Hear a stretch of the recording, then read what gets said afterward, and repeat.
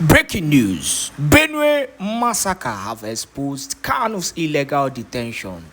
Blood of innocents are still crying in Benue State. IPOB speaks out concerning the Kpai and the genocidal attack in Benue State. The news in details. The indigenous people of Biafra IPOB has said the blood of people Kpai in Benue State is. IPOB claimed that the Kpai in Benue State, which it tagged genocide, has exposed the sinister agenda behind the illegal abduction, extraordinary rendition, and unlawful detention of its leader, Nnamdi Kanu. A powerful spokesman of IPOB alleged that Kanu's incarceration is deliberate plot to facilitate the Fulani's conquest of indigenous people. In a statement he signed, Powerful said, IPOB under the leadership of our supreme leader, Nnamdi Kanu, wishes once again to put Nigerians on notice, especially those still deceived by the neo-colonial Fulani establishment that has held this country hostage.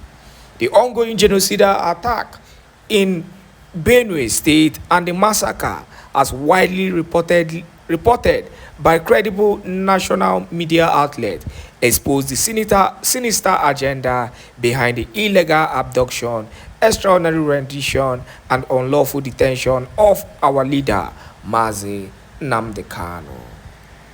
For those who are still pretending not to know, let us spell it out clearly. Nnamdi Kanu is not the problem of Nigeria. He was the shield standing between indigenous population and total annihilation by foreign-sponsored Janjaweed mercenaries masquerading as herdsmen. Nnamdi Kanu's voice was the loudest and most fearless in warning about the creeping invasion of Fulani terrorist herdsmen, the Aruga settlement scam, and the evil waterway bills, of which were carefully designed to seize ancestral lands and subjugate native populations. It was his dogged resistance that frustrated those plots and forced them, the Fulani, to go for to activate Plan B, which is his abduction and continued incarceration. You think these people don't know what they are doing? Do you think they don't know what they are doing? They know what they are doing. And their evil agenda is to penetrate into Biafran land. Let me tell you for one thing you don't understand.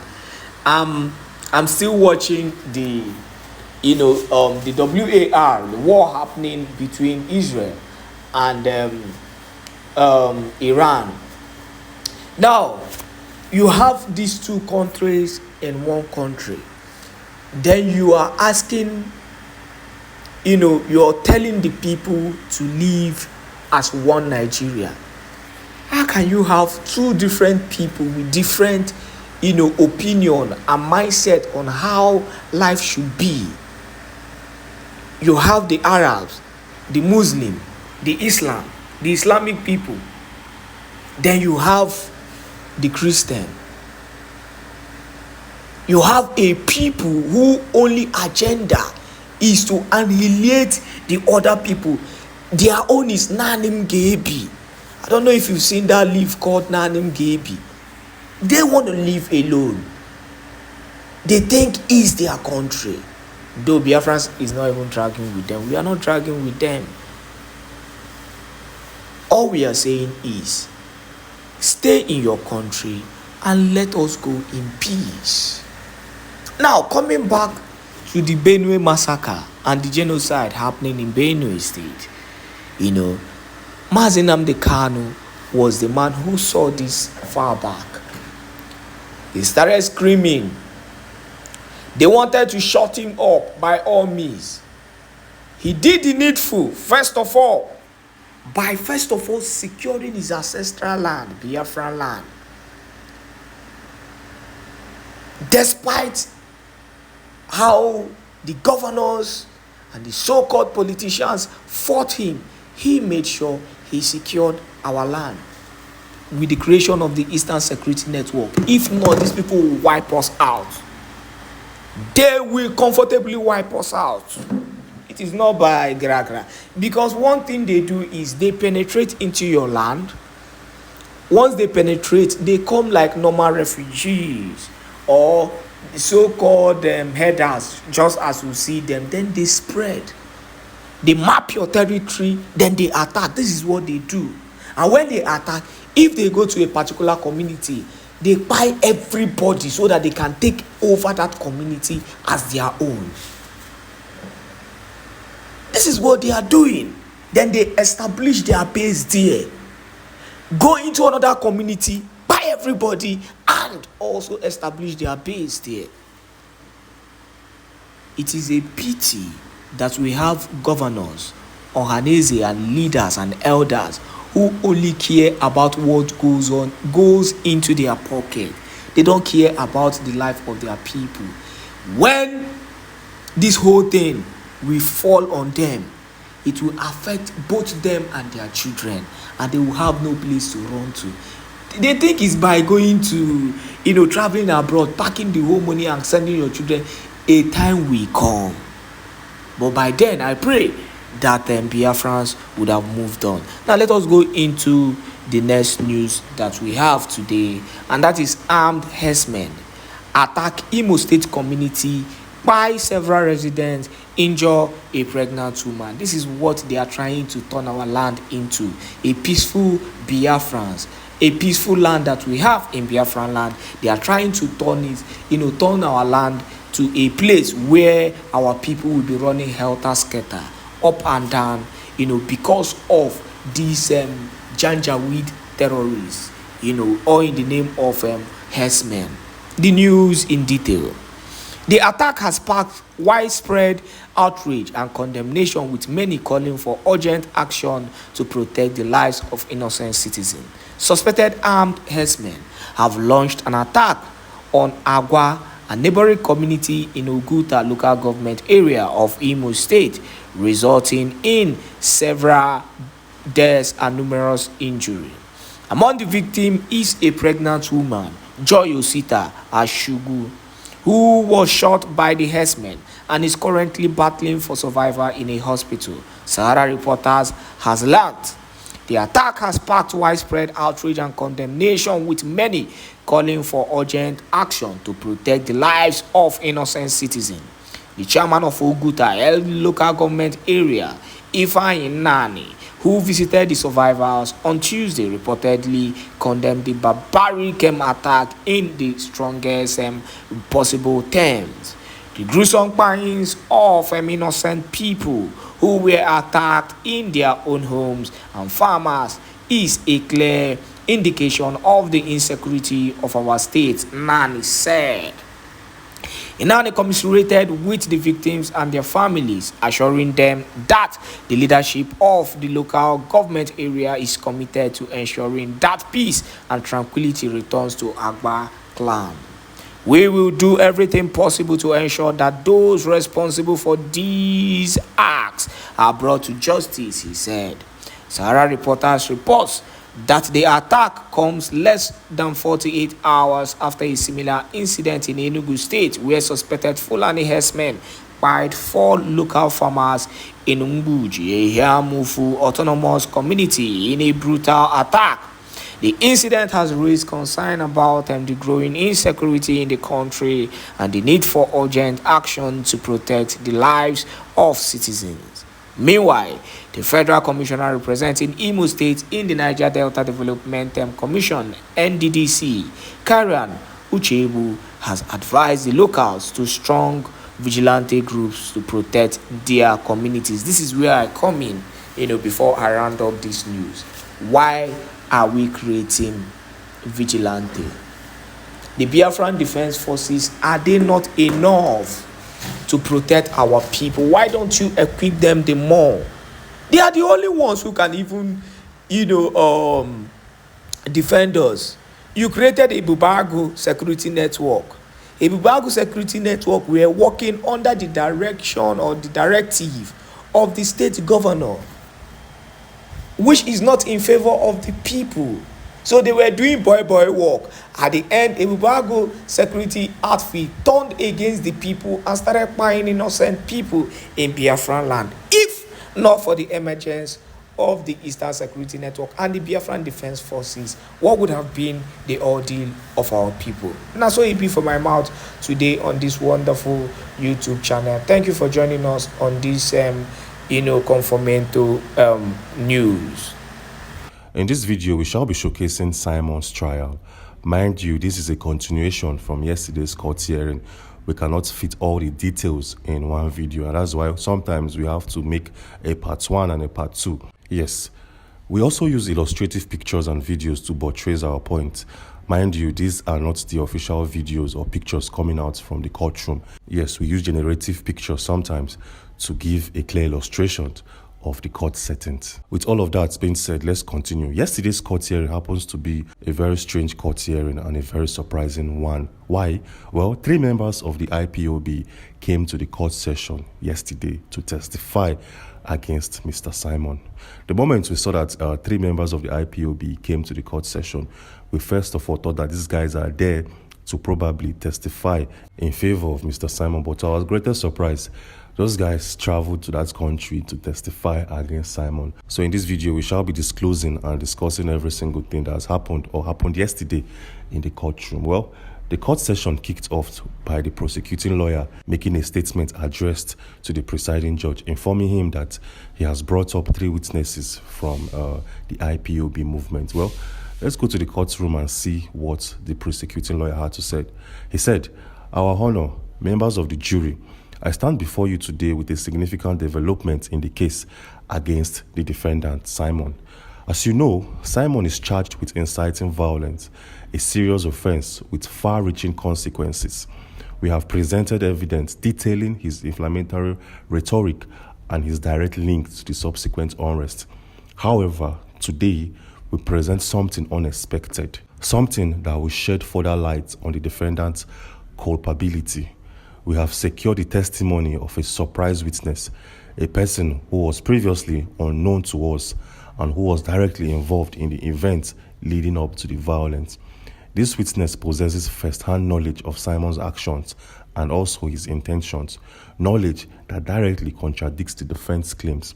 Their testimony will provide irrefutable evidence of Simon's direct involvement in the planning and orchestrating the violence, revealing a level of premeditation and malicious intent that was previously unknown to the court." As you can see, this is a statement coming from the prosecuting lawyer claiming that he has brought up individuals from the IPOB. At this point, Simon and his lawyer did not know who the prosecuting lawyer was about to bring up to testify against them. The presiding judge asked the prosecuting lawyer to give him more clarity about these very surprising testifiers he has brought up today. The prosecuting lawyer responded by saying, "Your Honor, I'm here to offer a brief clarification regarding the witnesses we have for you guys today. Your Honor, to be perfectly clear, the 3 witnesses we have called to testify today are all members of the IPOB group. This is the same group of which the defendant, Simon, is a known leader.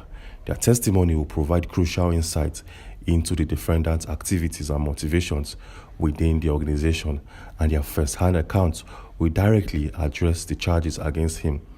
Their testimony will corroborate previously presented evidence and will offer a compelling narrative that directly supports the prosecution's case.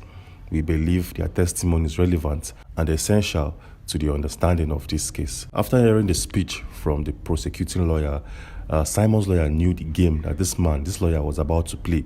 He had to step in and probably counter him or try to stop him from bringing in those witnesses and stopping them from making their testimonies in court.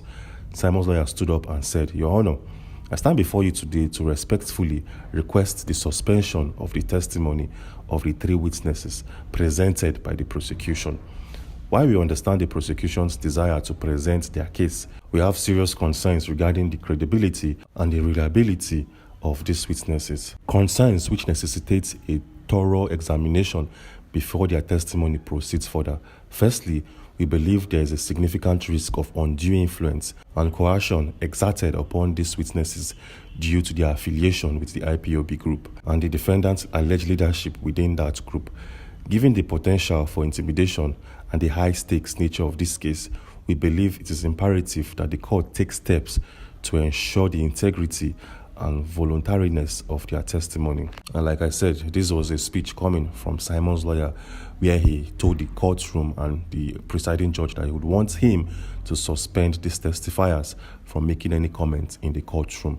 Yes, at this point in time, the judge and the courtroom needed more clarity, because how can an IPOB member, a group that has been proscribed by the federal government of Nigeria as a terror group, how can a member of that said group travel from Nigeria to Finland and testify against one of its own members? It doesn't make any form of sense.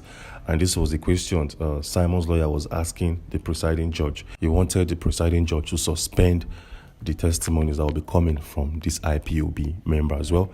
The presiding judge responded by saying, "Good morning, counsel. I would like you to give me more clarity regarding the witnesses you have presented from the IPOB. Given that the IPOB is classified as a terrorist group in Nigeria, how is it that these members have been allowed to leave the country without being arrested?" And this question was addressed to the prosecuting lawyer. He responded by saying, "Good morning, Your Honor. Thank you for your question. It is important to clarify that the members of the IPOB who are testifying today left Nigeria prior to the group being officially proscribed as a terrorist group. At the time of their departure, they were not subject to any legal restrictions or charges related to terrorism." So as you can see, the prosecuting lawyer is saying that these guys, these IPOB individuals, left Nigeria before this group was proscribed as a terrorist group. So the presiding judge continued by saying, "I see, so you are indicating that their exit occurred before the designation of IPOB as a terrorist group. Can you provide any details on when this designation took place and how it affects the credibility of their testimonies?" The prosecuting lawyer responded by saying, "Certainly, Your Honor. The IPOB was designated as a terrorist group in September of 2017. The witnesses we have brought forth left Nigeria well before this designation, which means they were free to travel without any legal implications at that time. Their testimonies are based on their experiences and observations during that period, and we believe they will provide valuable insights into the defendant's actions and intentions." The presiding judge responded by saying, "Thank you for that clarification. It is crucial for the court to understand the timeline and the legal context surrounding these witnesses. I appreciate your thoughtfulness in addressing this concern." And the lawyer said, "Thank you, Your Honor. We are committed to ensuring that all evidence presented is both relevant and credible, and we believe these witnesses will significantly contribute to the case against the defendant." And the judge responded by saying, "Very well. Let us proceed with the testimonies, keeping in mind the context you have provided. Thank you for your cooperation." Well, at this point, we felt like the judge did not ask the prosecuting lawyer important questions. He did not ask him the basics that he should have asked. And that is when Simon's lawyer stood up and told the presiding judge that he has some questions to ask the prosecuting lawyer before he will be allowed to bring in his first testifier from the IPOB. And the presiding judge gave him his permission and his green light. Well, so at this point, this is a conversation had between the prosecuting lawyer and Simon's lawyer, who happens to be the defendant's lawyer. So the prosecuting lawyer said, "Good morning, counsel. I appreciate your presence here today. I would like to clarify the relevance of the witnesses we have presented from the IPOB group." Simon's lawyer said, "Good morning. I must say, I'm struggling to understand your position regarding these witnesses. You are bringing in members of a group that has been designated as a terrorist organization. How can you justify their testimonies in this court?" The prosecuting lawyer said, "I understand your concerns, but it's important to note that these witnesses left Nigeria before the IPOB was officially classified as this particular group. Their testimonies are based on their experience prior to this designation." Simon's lawyer said, "That may be true, but I need to know, are these witnesses still members of the IPOB? If they are, their credibility is severely compromised. We cannot allow individuals affiliated with a terror organization to testify in this court." The prosecuting lawyer answered by saying, "Yes, they are still members of the IPOB, but their testimonies are crucial for understanding the context of the events surrounding the defendant. Their insights will provide a clearer picture for his actions and intentions." Simon's lawyer said, "But that's precisely the issue. If they are still active members of a group that is considered a terror group, How can we trust their accounts? Their loyalty to IPOB could bias their testimonies. This is a matter of national security and justice. And the prosecuting lawyer responded by saying, I appreciate your passion for justice, but we must also consider the right to a fair trial. These witnesses are providing first-hand accounts that are relevant to this case. Their perspectives are essential for the court to understand the dynamics at play. Simon's lawyer continued by saying, fair trial or not, we cannot overlook the implications of allowing members of a terrorist group to testify. Their involvement raises questions about coercion, influence, and integrity of their statements. We need to ensure that the court is not misled by potentially biased testimonies. The prosecuting lawyer responded by saying, I understand your point. We will have to weigh in the value of their testimonies against the potential biases. The court must evaluate the evidence presented and determine its credibility. We believe their insights will help clarify the situation surrounding Simon. And Simon's lawyer said, but how can we be sure that their testimonies are not just a reflection of a group's agenda? If they are still active members, their motivations could be influenced by the loyalty at the IPOB rather than a commitment to the truth. The prosecuting lawyer answered by saying, that's a valid concern, and I assure you that we'll be addressing it during the cross-examination. The defense will have the opportunity to challenge their credibility and motives. The court will ultimately decide how much weight to give their testimonies. And Simon's lawyer continued by saying, I appreciate that, but I still believe we should consider suspending their testimonies until we can verify their current status and motivations. It's crucial for the integrity of this trial that we ensure all witnesses are impartial and credible. And the prosecuting lawyer said, I see your point, but I urge you to consider the implications of delaying their testimonies. We have a responsibility to present the evidence we believe is relevant to the case. A suspension could hinder the prosecution's ability to present a complete narrative. And Simon's lawyer said, I understand your position, but the integrity of the judicial